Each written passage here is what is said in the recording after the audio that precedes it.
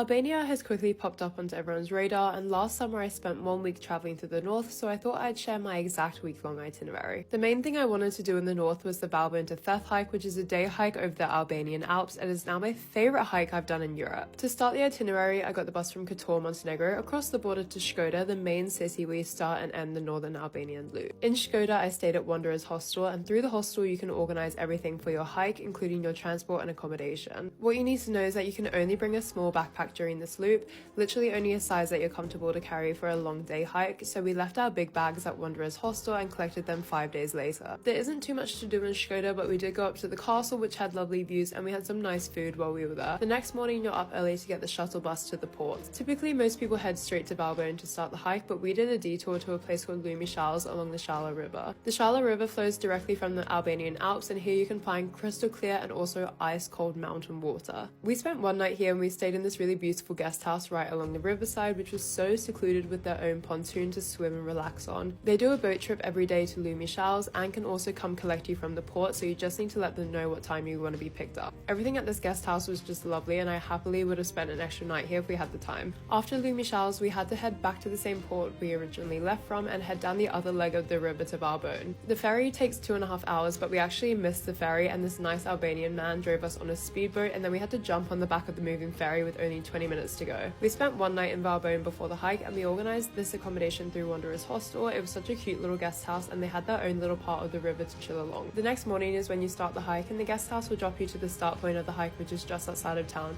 We were the last in the van, so we had to crouch in the boot for this bit. The hike itself takes you to a point of 1,700 meters above sea level, and depending on your fitness, the whole journey to Theth from Valbonë takes anywhere from 6 to 8 hours. Honestly, the incline wasn't bad at all, and getting to the summit only takes an hour and a half. The hike after that was fairly leisurely, and it's mainly a slow decline down to Theth. We spent 2 nights in Theth, and the day after the hike walked to the Blue Eye, another great site in Albania's north. Here you can swim or just soak up the views, but keep in mind it's also mountain water, so very cold. The following day we got a shuttle back to Shkodër, which again was organised through our accommodation, and you can just pay the driver directly. Back in Shkodër we collected our bags and we got the bus straight to Tirana for one more night before our flight back to the UK the next day.